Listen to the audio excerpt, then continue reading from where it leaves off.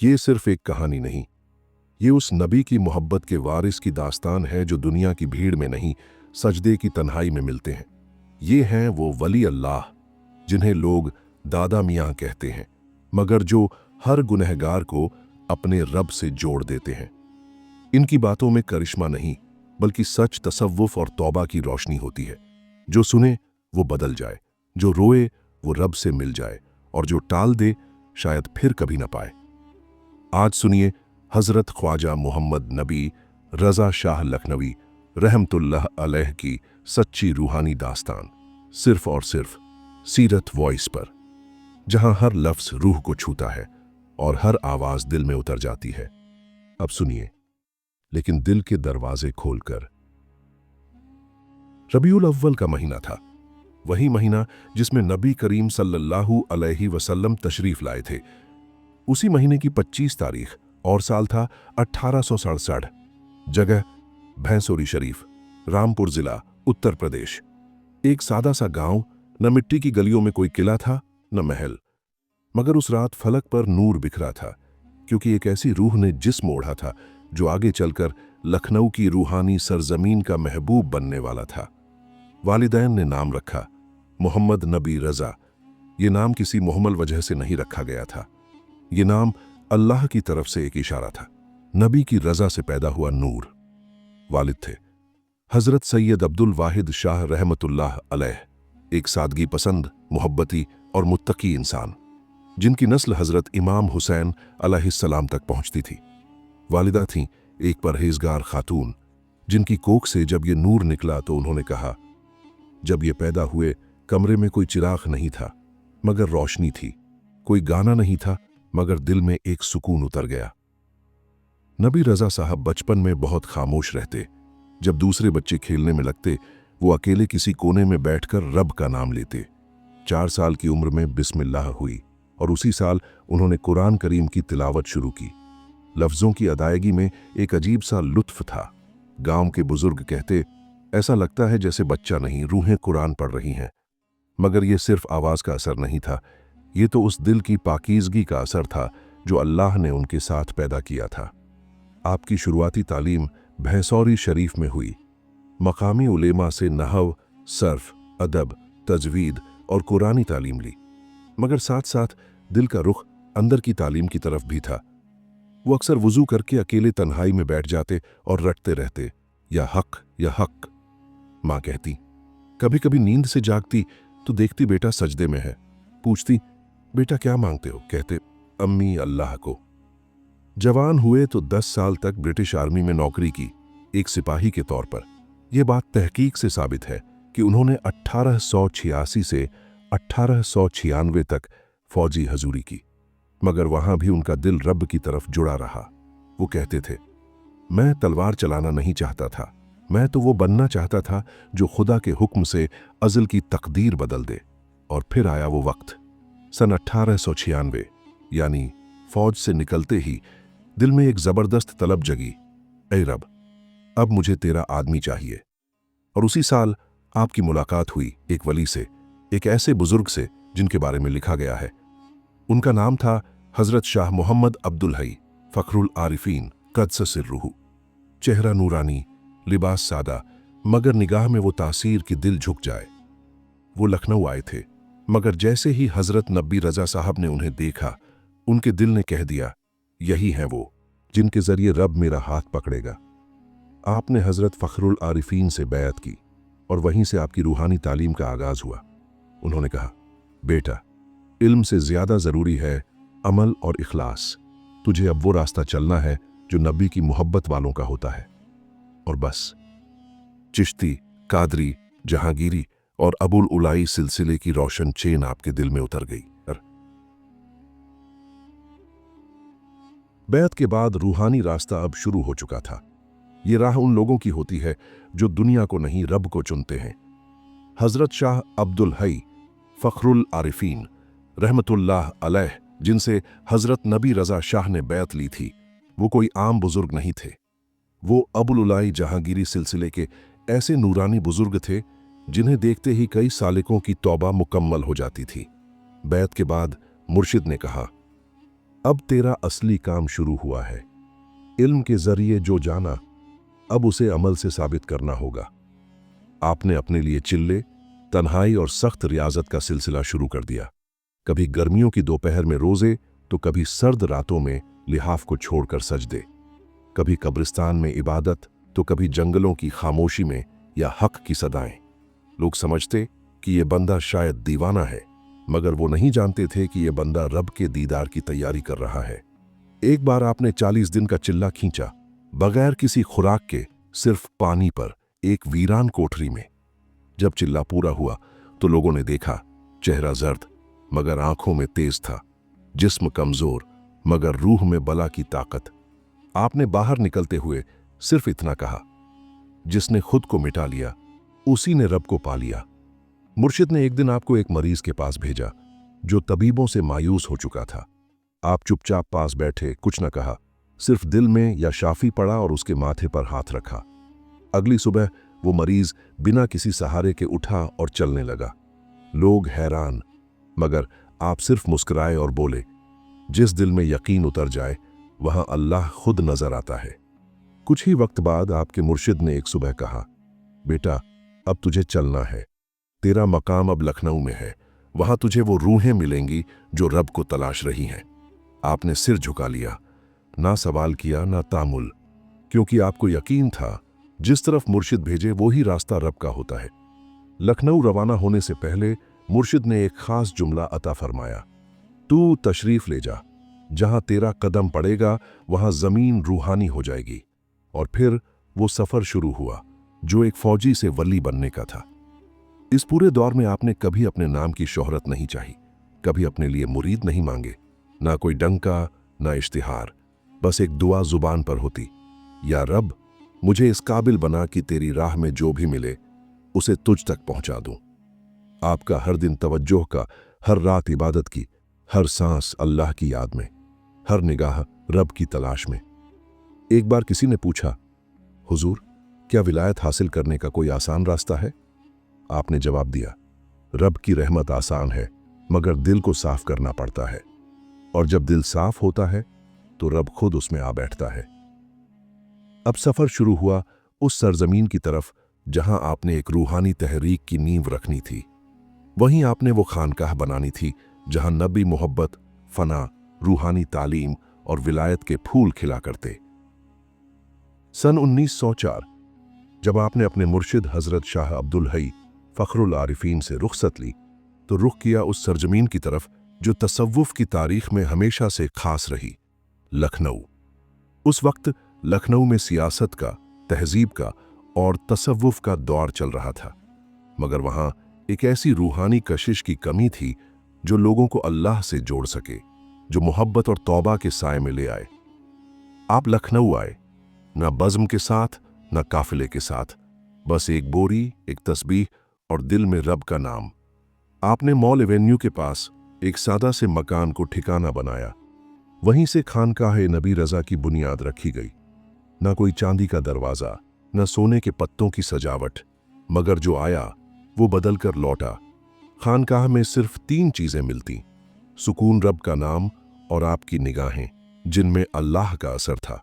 कुछ ही दिन में लोग आने लगे, कोई बीमारी लेकर, कोई गुनाह लेकर, कोई शिकवा लेकर और कोई सिर्फ अपनी बिखरी हुई जिंदगी लेकर, मगर जब जाते तो सिर्फ एक चीज लेकर जाते, रब की तरफ लौटने की तलब।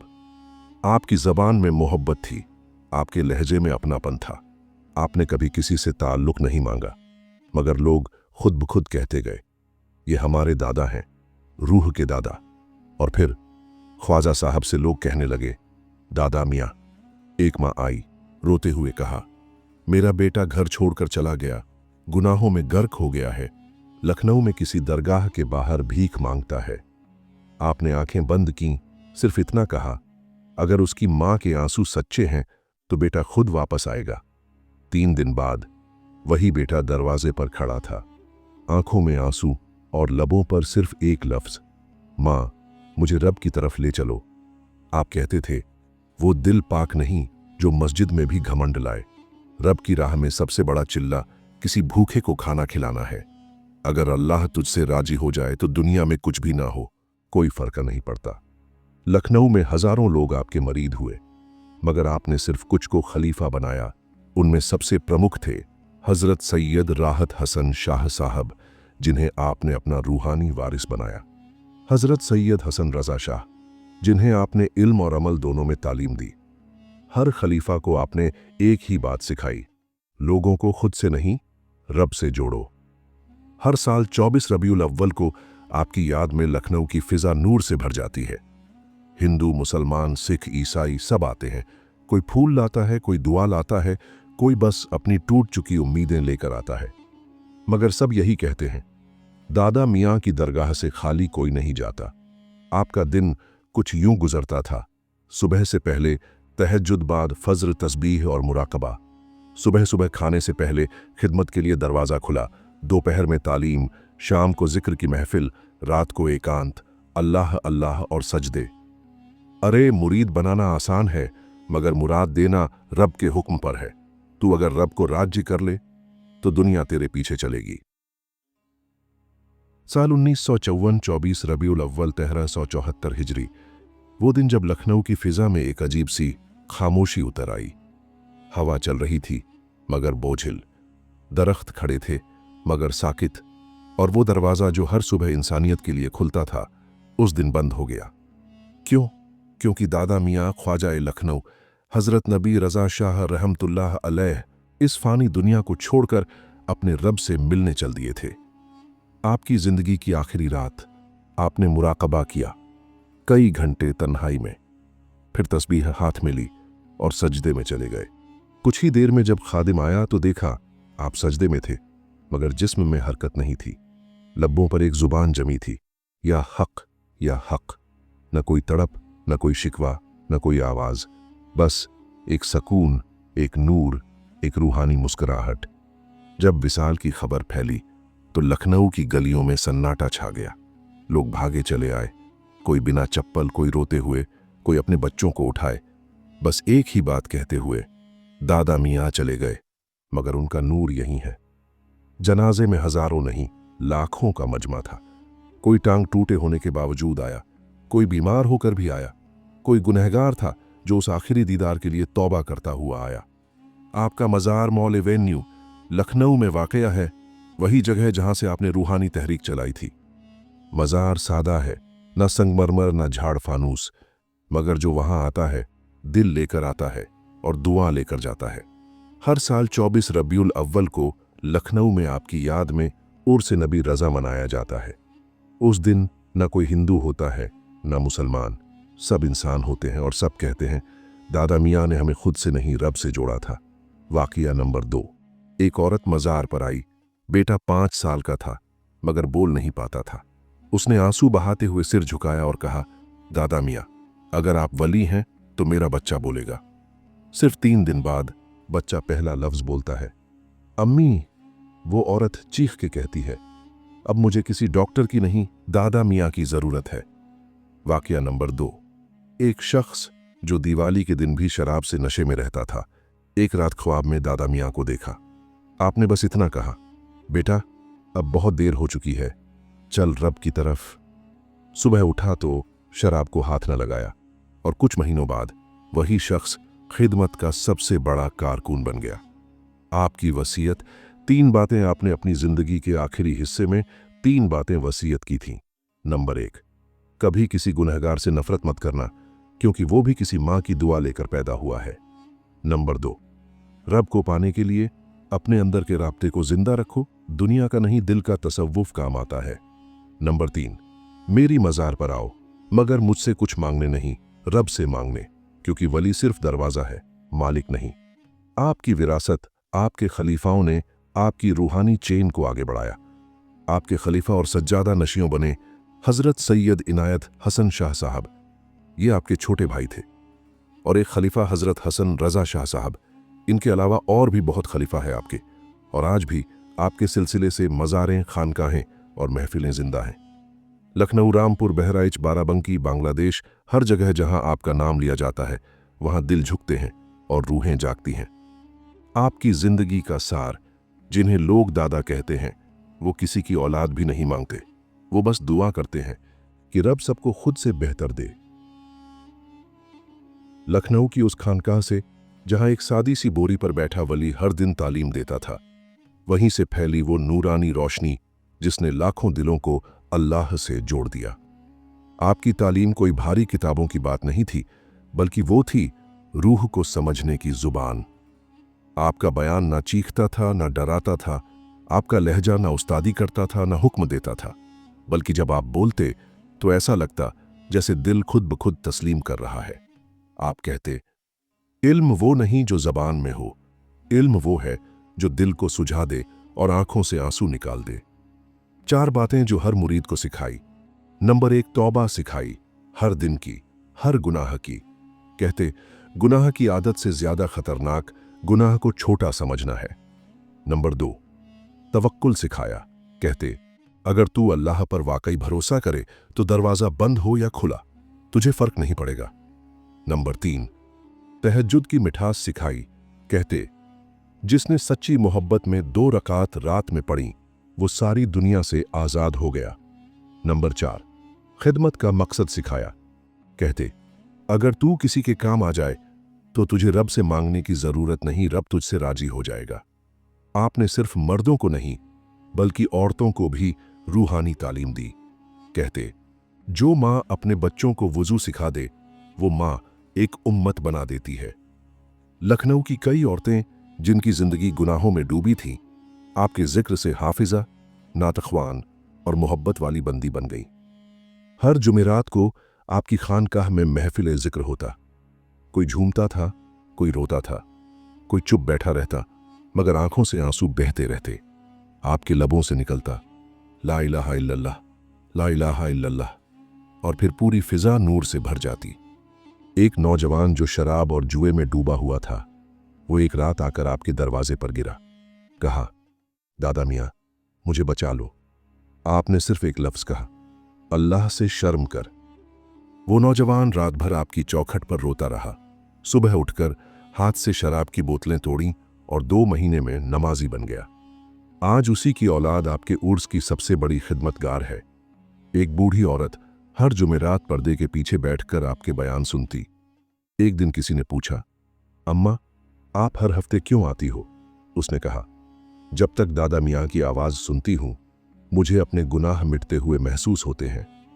आप फरमाते थे, जो इबादत में मोहब्बत ढूंढे वो रब से दूर नहीं, और जो मोहब्बत में रब ढूंढे वो कभी गुमराह नहीं होता। रूह की सच्ची गवाही सजदे में मिलती है, मुंह से नहीं, आंखों से बहते आंसुओं से।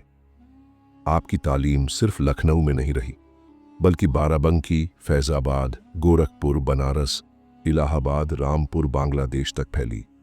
हर जगह जहां आपका नाम गया, वहां लोग तौबा करने लगे, नबी की मोहब्बत सीखने लगे और अपने आप को सुधारने लगे। आपकी सबसे बड़ी तालीम, अगर तू सच बोलने लगे, अल्लाह तुझसे भी ज्यादा बातें करने लगेगा। विसाल के बाद विलायत का असर मिटता नहीं, बल्कि असल वक्त तो तभी शुरू होता है जब वली खुद पर्दे में चला जाए। आपकी रूहानी ताकत ने विसाल के बाद भी लखनऊ, उत्तर प्रदेश, हिंदुस्तान और सरहदों से पार तक इंसानियत की बसीराह को जगाना शुरू किया। आपकी खानकाह एक जिंदा रूहानी मरकज है। मॉल एवेन्यू लखनऊ में वाक़या खानकाह ए नबी रज़ा आज भी उसी तरह आबाद है जैसे जब आप जिंदा थे। सुबह होते ही अजान से पहले कोई बुजुर्ग सजदे में होता है, कोई फकीर दुआ कर रहा होता है और कोई बच्चा चुपचाप मज़ार की मिट्टी चूमता है। हर साल 24 रबीउल अव्वल को उर्स ए पाक होता है, जिसमें लाखों लोग शरीक होते हैं, बिना किसी जात पात, धर्म, रंग या लिबास की पाबंदी के। आपके खलीफाओं ने जो अमानत उठाई, हजरत सैयद इनायत हसन शाह साहब क़िबला, आपके सबसे करीबी खलीफा और छोटे भाई, जिन्हें आपने अपनी खानकाह का सिपुर्ददार सज्जादा नशियां बनाया, आपकी इजाज़त से उन्होंने नबी की मोहब्बत का चिराग जलाए रखा। सैयद हसन रज़ा शाह साहब, इल्म, अमल, अदब और तसव्वुफ का संगम। आपके जरिए चिश्ती और अबुल अलाई सिलसिला आगे बढ़ा। सैयद अफजल हसन शाह साहब, सैयद रज़ा अली शाह साहब और हज़रत शकूर मियाँ शाह साहब, इन्होंने सिलसिले को पाकिस्तान तक पहुँचाया। और आज तक चलने वाली ये रूहानी चेन किसी ताज या सिंहासन की नहीं, बल्कि मोहब्बत और तौबा की बादशाहत लिए हुए है। जहां जहां आपकी मज़ार का नूर पहुंचा, भारत, लखनऊ, बाराबंकी, रामपुर, बहराइच, फैज़ाबाद, वाराणसी, पाकिस्तान, बांग्लादेश, नेपाल, अफ्रीका और अरब तक, हर जगह आपके मुरीद, आपकी तालीम और आपके सिलसिले की खानकाहें आज भी बसी हुई हैं। आपकी तालीम आज भी गूंज रही है। एक शायर जब बेसुकून हुआ तो आपकी किताब खुलूस ए तसव्वुफ पढ़ी और 2 हफ्तों बाद वो कुरान का तर्जुमा करने लगा। एक तबीब जिसने हर इलाज कर लिया मगर उसकी बेटी नहीं बोलती थी, वो आपकी मज़ार पर आया, सिर्फ एक लफ्ज़ मांगा, या रब, और उस बच्ची की जुबान खुल गई। वो अल्फाज जो आज भी जिंदा है। नाम की सूफियत नहीं चाहिए, वो दिल चाहिए जिसमें रब बस जाए। अगर तेरा मकसद नबी की मोहब्बत है तो तुझे मुझसे नहीं, तुझसे तुझे मिलना है। मैं वली नहीं, बस एक खिदमत गुजार हूं उस राह का जहां हर सजदा रब तक जाता है। आपकी दुआ हर एक के लिए आपके बारे में मशहूर है कि कभी किसी के लिए बुराई की दुआ नहीं की। अगर कोई गुनहगार भी आता तो आप सिर झुकाकर सिर्फ इतना कहते, या रब, इस दिल को भी तेरी तरफ मोड़ दे जैसे तूने मुझे फेर लिया था। आज भी लोग कहते हैं हमारा रिश्ता किसी किताब से नहीं बल्कि दादा मियाँ के उस सजदे से है जिसने हमें सजदा करना सिखाया। आपकी दास्तान का नतीजा हजरत नबी रज़ा शाह लखनवी रहमतुल्लाह अलैह की ये पूरी जिंदगी हमें सिखाती है कि नबी की मोहब्बत अगर दिल में हो तो इंसान वली बन सकता है। सजदा अगर सच्चा हो तो गुनाहों की स्याही से भी नूर निकलता है, और अगर रब राजी हो जाए तो मौत भी जिंदगी की तरह लगती है। अगर तू आज रोता है तो कल किसी के आंसू पहुंच सके, बस यही विलायत है।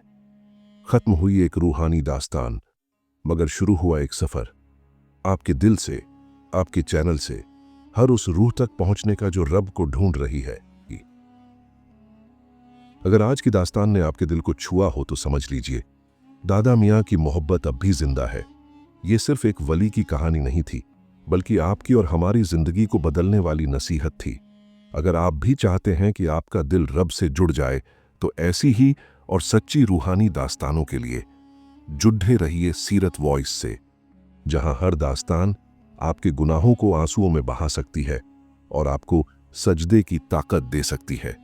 वीडियो को शेयर करें ताकि किसी और की रूह भी जाग जाए, और सब्सक्राइब करें सीरत वॉइस, क्योंकि यहां सिर्फ कहानियां नहीं मिलती बल्कि दिल को रब से मिलाने वाला सफर शुरू होता है। सीरत वॉइस आवाज नहीं, रूह की पुकार है। अल्लाह हाफिज।